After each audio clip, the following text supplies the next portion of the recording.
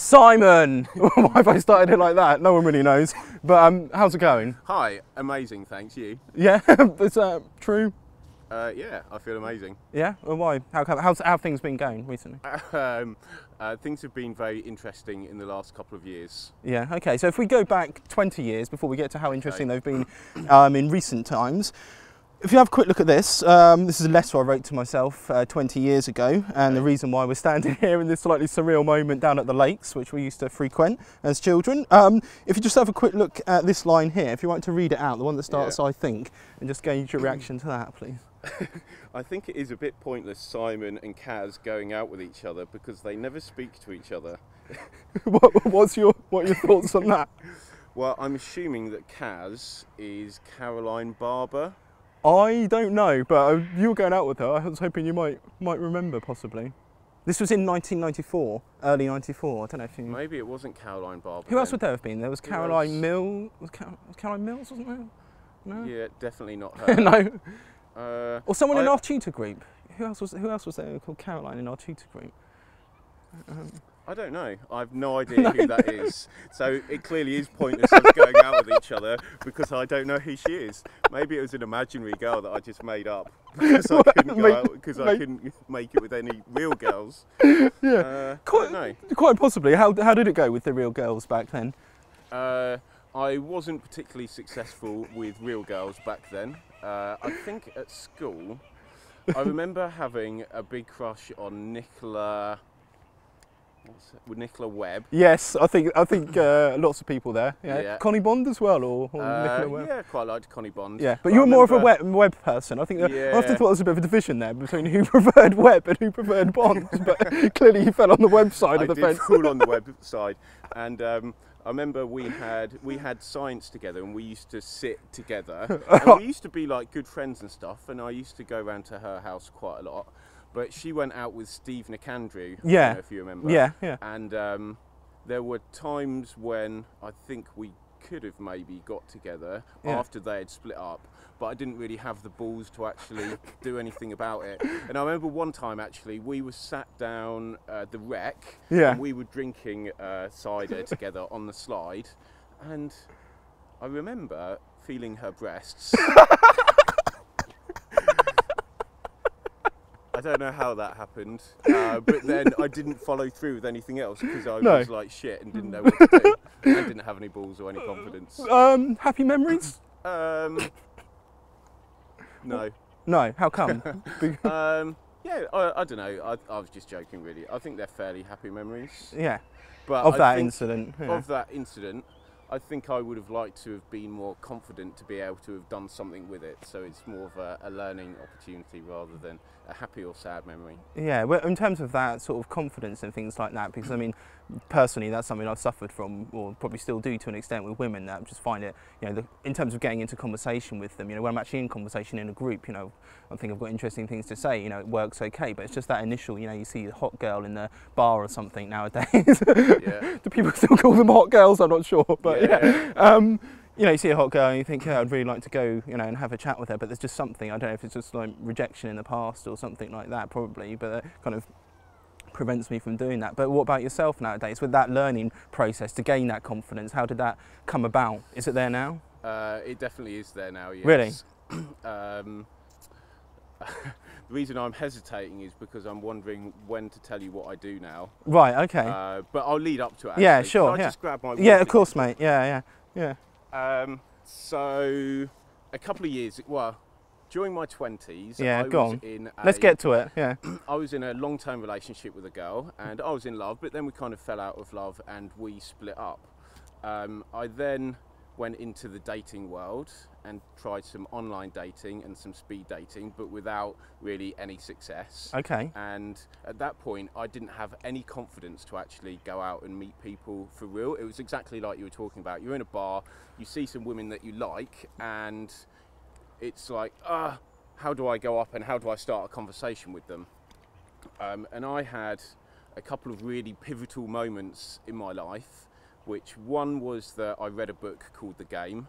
Okay. Have you heard of that? I think a friend, Tom, at work possibly told me about that. Is that about how to interact with women or something? Yeah, it's a story about a guy who used to be rubbish with women and then he learned how to be good with women. And I read that and that gave me the inspiration of how to actually, well, it gave me the inspiration that being with women isn't necessarily something that you either have or you don't have. It's a skill that you can learn. And another pivotal moment was that shortly after reading that book, I was thinking, wow, this is amazing. This is something that I could actually do.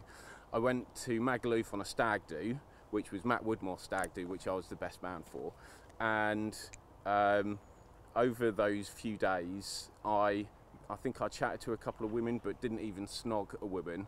And in Magaluf, I was thinking, wow, that must be like the place to go and get laid, pick up women. Yeah. But I realised that I was useless. So I then embarked on a journey of how to become better with women, and I'm now actually working as a dating coach and taking people out and teaching them how to be more confident and how to be better with women. Tell us about that. Okay. Well, after that holiday in Magaluf, I was like proper rock bottom and I was thinking, what the fuck am I doing with my life? Yeah. And I didn't feel like a real man. So I went on some coaching myself, which was like a weekend boot camp coaching, which was really eye-opening, and it gave me some of the skills that I needed to actually be able to approach and interact with women in bars, in coffee shops, in the street, pretty much anywhere. And then I just went out and every single weekend, Friday and Saturday night, and also meeting women during the day, found some friends who were interested in doing it as well, and then just got better and better and better. And then I decided that I wanted to do this as an actual job because it was something that I loved and it was something that I was passionate about. I then did some more coaching because I felt like I wanted to get my skills to another level, which was a company called socialattraction.co.uk. And while I was on that coaching weekend, it felt like I was on some kind of job interview, even though I wasn't. And I said this to the coach, Gary Gunn. And at the end of it, he actually offered me a job to do some coaching for him. Wow. And now that's what I do. I've got 2 jobs at the moment, and that's one of the jobs that I do. Just very, very briefly, what's the second one?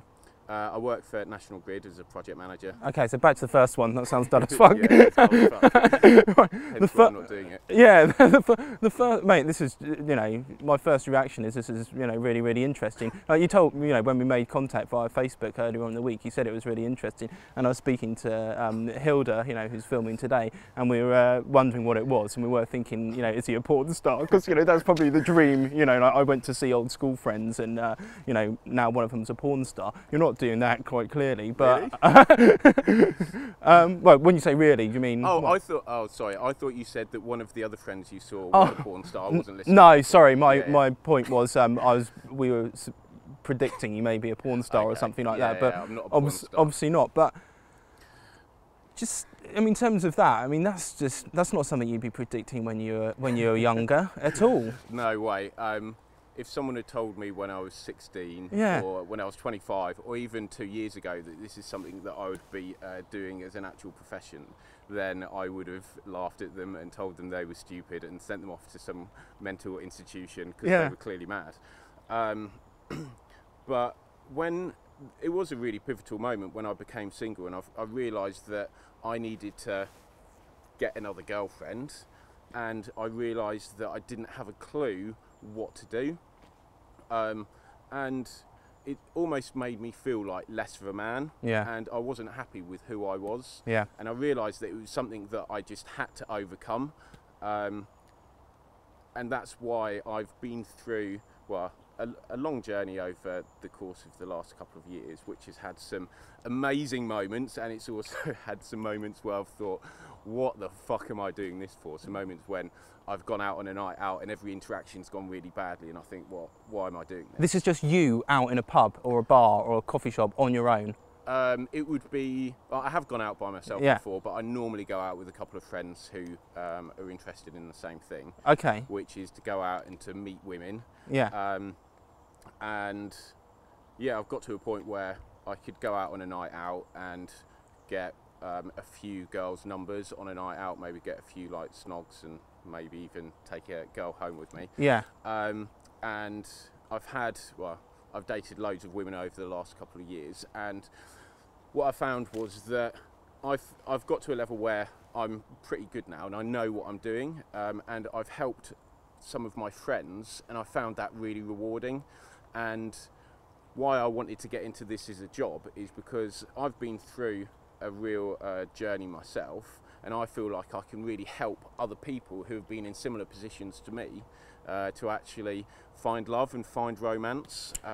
And if I can help other people do that, then that's amazing. So whilst I'm obviously not paying you for the help that you're about to provide, last night as an example, I mean, after speaking to Jez, we did obviously speak about women. My story in terms of women is basically being, you know, poor, and to say the fucking shit, to be perfectly frank, you know, at school. I don't know if it all goes back to this or not. I mean, it's a bit, you almost think it's a bit pat saying it all goes back to the fact that I fancied, you know, Anna Fulford and we didn't really go out, or I fancied Connie Bond and we didn't really go out. And then at college, you know, or at Sainsbury's when I was at college, there was a girl I fancied, Rachel Dudson, who, you know, we clicked, we got on well, we chatted. I asked her out once, and then she said yes. And then I found out about 2 days before we were due to go out that she's actually got a boyfriend. So that was kind of the end of that. And all this stuff kind of like grinds you down. You know, I got to Sheffield Hallam for the first year of university after not seeing anyone in college. There was a girl called Claire who got on really, really well with, you know, spent loads of time together. It's the first girl you meet maybe on the first night at university.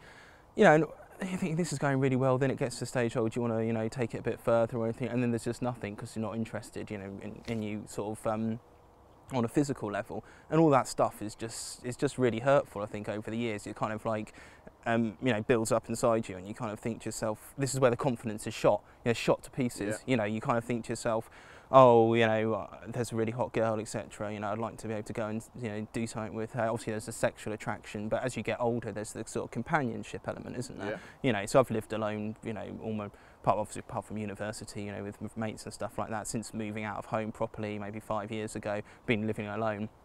And it's just you get into that way of life, don't you? You know, and it's just, you know, you go to work, go home, there's no one there, you just kind of like, you know, amuse yourself and, you know, watch porn, you know, and yeah, it just kind of grinds you down. But I mean, last night there are a few moments where it gives you that like little bit of hope, and you know, that last night met a girl in a bar in Winchester. There was an open mic night on. And, you know, I was kind of like, I was stood here, she was sat over there on the table speaking to another guy, and I'm kind of observing this conversation, and I'm thinking to myself, you know, oh, she, you know, he touches her or something like that, just like that, or something like that. Yeah. Not in a kind of sexual way, but that touch to me kind of like symbolises that there's something between them, or that they have a relationship. You know, there was another instance, so I don't go and do anything, you know, just held back, you know, I'm just watching from a distance, thinking how much I'd like to, you know, speak to her just to see where it leads. There was another incident in the bar last night where this girl comes in, really hot girl, long dark hair, with and she's kind of like dancing around some Halloween tree, you know, with a bit of cotton and stuff like that. It was just, you know, and she kind of wraps the cotton around me. And I'm thinking, yeah, I'd love to sort of pursue this, but there's a guy she's walked in with, so I'm thinking, what's the setup there? You know, I don't want to get involved in a fight. But I think eventually, after speaking to Jez last night, maybe that did have some impact, because I kind of sat down next to this girl, didn't really say anything. The night broke up, the open mic kind of bit finished. And then she kind of turned to me, and I turned to her, and I kind of thought, oh, fuck it, you know, or she thought, fuck it, and said something, you know, and then 2 hours later on, we've had a fascinating conversation about what she's doing with her life and what I'm trying to do with stuff like this. Yeah. I don't know, that's obviously a rambling kind of anecdote, you know, that was kind of, I don't know if it's therapeutic or cathartic, but you must have heard things like that. I mean, how does a guy get that confidence? How did you get that confidence? What do I have to do?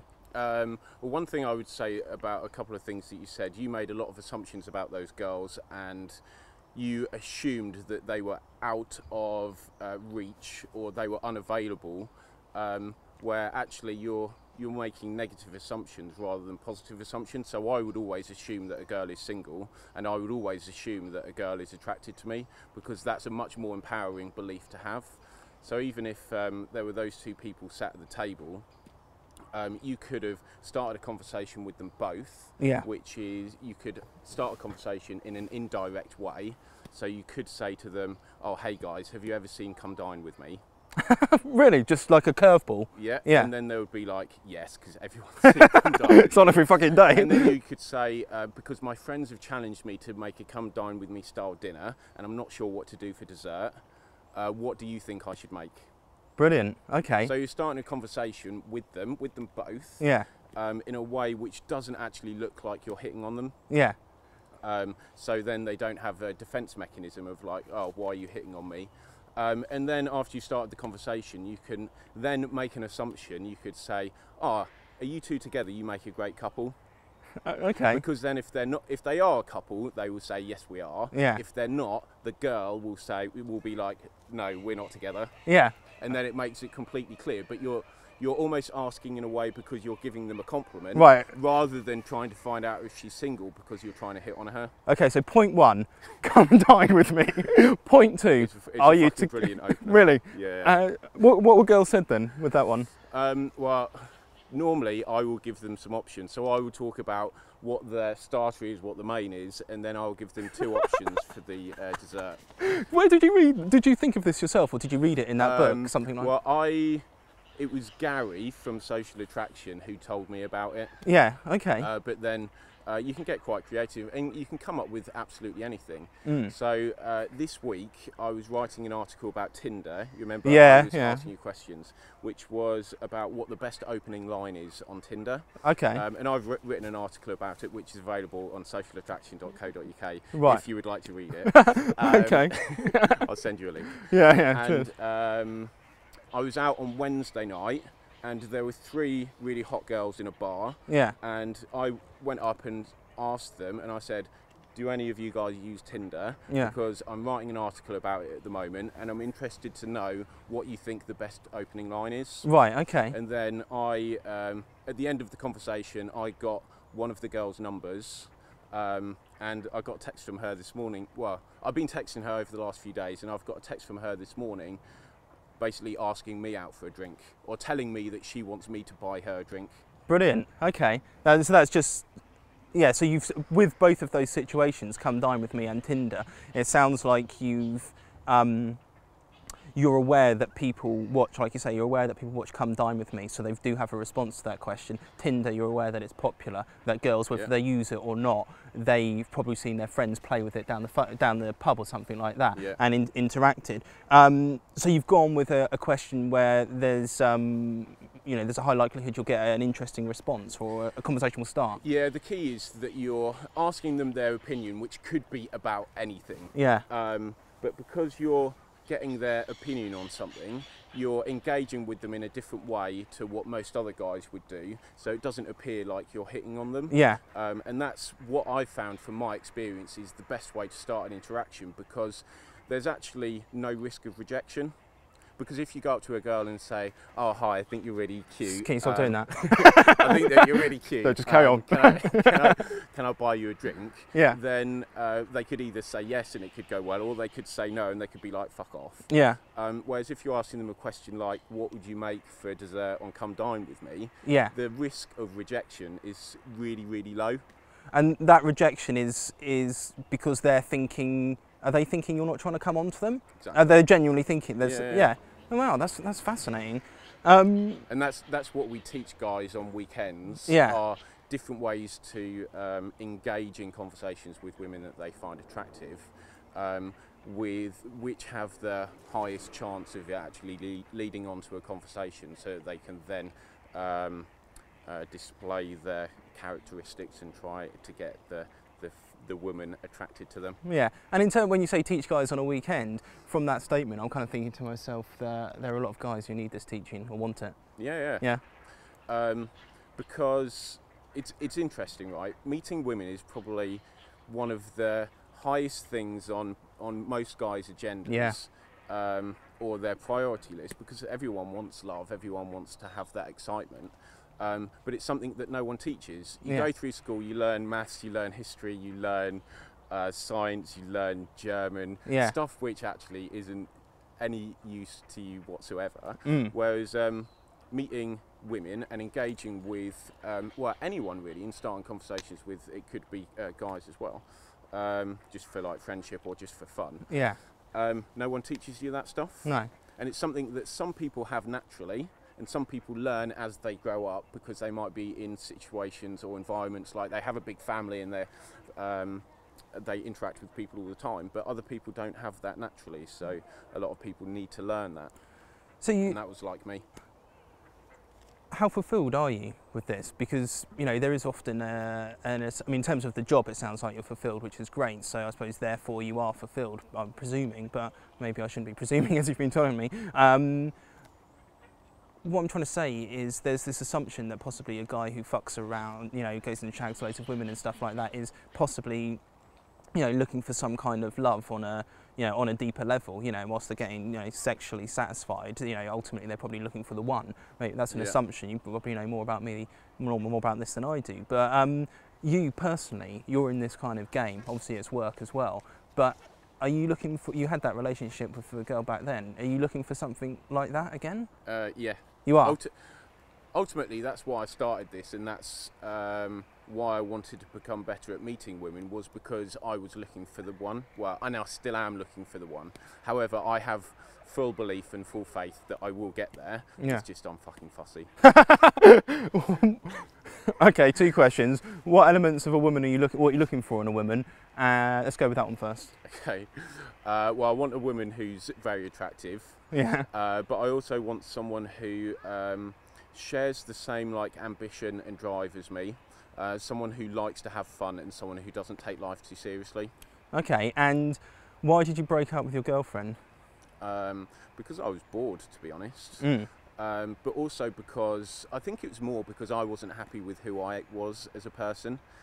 Because we got together, we bought a house, I would then spend the weekends doing like DIY and stuff, and then I would fall asleep drinking a bottle of wine, watching Match of the Day on a Saturday night, which in your mid-20s is a little bit dull and boring. Right. And I was also doing a job at National Grid, which at first when I took on that job, I was thinking, yeah, I'm in a big organisation, I can work my way up to the top, I can be on the board and I can be wow. And then after a few years I found that actually it wasn't really for me. But Amy had a different perspective, which was that I should be happy with what I've got. And that was probably the real difference, that, well, I don't want to be happy. I think it's important to be happy with what you've got, but I think it's also important to really strive for what it is that you actually want. And I always knew that I wanted to do something that I was absolutely passionate about. It's just that I didn't know what that was. So you found that this is fascinating, because I mean, I'm stood here with you now, mate, and I'm loving this. I'm not going to lie to you, absolutely, stuff is fascinating for me. You know, that's why we're doing it. And it's been since doing this journalism course at the uni, it's been I call it a game changer. I don't really like that word because it sounds horrible for some reason, but it's changed my life, I think, in many ways. But it took me a lot of time to sort of say, yes, I am going to do this, but I was stuck in that rut, you know. I mean, whilst I'm doing my 9 to 5, probably a bit like you are now, you know, you're doing things on the side, trying to get things going. How difficult was it to say, whilst you've got those feelings inside you, you're thinking, I need to do something a bit different, how difficult was it to finally realise that this is something that you want to do, what you're doing now? It kind of happened by itself, really, because, well, I had to make the decision to end things with Amy, which was really hard, and that's when I went through a period where I was rock bottom, and it was only because I wanted to go out there and I wanted to meet women, that's what allowed me to change. And it was only really by reading that book which made me realise that it's something that you can learn, and that gave me the inspiration of like, well, if this guy can learn it in the book, which the story's about, then maybe I can as well. Yeah. And then that inspired me to go onto a boot camp weekend and learn some of the basics. And then I found some friends who were into similar things and started going out. And then I just found that I became really interested in like the psychology behind it and the social dynamics, and it's absolutely fascinating. And then I gradually got better, and then I started helping some friends, and then I found that it was really rewarding helping friends do it. And then I thought, oh, you know what, maybe this is something that I could actually do as a job. So it's something that evolved over time, but now it's amazing for me to actually be doing something that I am passionate about, and doing something which is making a difference to other people's lives, but it's also making me become the person who I've always wanted to become, which is really about confidence. Because you didn't talk to her. Pardon? You didn't talk to her. Talk to who? Kaz. So go on. So I think a lot of what's underlying all of this is about being more confident as a person, and this is my channel of how to become more confident. Because in order to go out and meet women in bars or in the street or in coffee shops, I have to be confident to do that. It's a scary thing to do. So I'm having to learn techniques of how to become more confident in order to do that, and that's making me feel a lot more fulfilled as a person. Taking us back briefly, what was happening when you were rock bottom after the end of your relationship? Well, I moved out of our house and moved into a shared house with some people that I didn't really like, and I spent most of my time just locked away in my room on the internet and just watching TV and not really doing much. And probably drinking quite a lot as well, but not really like going out and socialising. And I wasn't sure if I'd made the right decision to split up with Amy or not, and I was all like, just lots of stuff going on in my head. And then when I went to Magaluf, because we were staying at like Magaluf Rocks, and which is a famous hotel in Magaluf, and there were loads of girls like around the pool in bikinis, which when you don't feel like you can actually go and talk to them, it's actually quite frustrating, because you can see it, but you can't actually do anything about it. And then when we went out, and part of the problem was that everyone else there was like married, so no one else wanted to go out and like chat up girls, so I didn't really have anyone else that I could have almost like as a wingman. And because we were drinking every night, and like with hangover you can feel a little bit like depressed and stuff, and it all just got a little bit too much, and that was the moment when I had a real epiphany, which was, I've got to do something about this. So although it was like my rock bottom moment, if that didn't happen, I might not be where I am. And when you say you always wanted to be this person that you are now, although obviously not necessarily, you probably didn't realise, a dating coach as such, but I mean, we were here at the Rec, not at the Rec, we're somewhere else, I'm just confused what was happening. We're here at the lakes. I don't remember how confident you were back then. I mean, obviously we were at school together, and we went to, we were in the same film class, and I think we got on well actually at A-level, didn't we? It was good, sat next to each other. How confident were you back then, in your team, in these, what we're talking about here in 1994 or school? I wouldn't say that I was a really shy person, but I wasn't a really confident person either. If it was a scale of 0 to 10, probably like a 5, really? Somewhere in the middle, which was enough to be able to make a life for myself, but not to really be able to achieve the things that I had the ambition to do, even though I didn't really know what it was exactly. But I always found it frustrating whenever I went out to a bar, if I saw women that I wanted to talk to, or if I was in a club. And I think it's like what you were talking about earlier. I think having those moments does create emotional scars. Deep ones. And it's learning how to actually overcome those. And I've done that by going on coaching and being almost forced to actually do it, to be pushed through your comfort zone, and then by having those positive reference experiences, that then helps to overcome the negative ones. But there's also techniques that I'm learning which are like visualization techniques, which can help overcome that sort of stuff as well. What sort of things are those? It could be, for example, if you're thinking about, well, say that you're in a bar and you see a girl and you want to go and talk to her. What happens to a lot of guys is they will think about everything that will go wrong, and then they'll play a picture in their mind, and because you're seeing what can go wrong, that will deter you from actually doing it, because you're like, well, I'm not going to do that because it's going to go terrible. What you can do is you can take that image, you can make it smaller, drain the colour out of it, put it behind you and send it far away, and then you can replace that image with the best possible scenario that could happen. Which is? Well, it could be that you go over there, she's really receptive, she's laughing, she's giggling, she's touching you, Yeah. you get her number, you maybe kiss her. So if you play that image over in your head, then you're much more likely to actually go and talk to her. Yeah. That's fascinating, absolutely fascinating.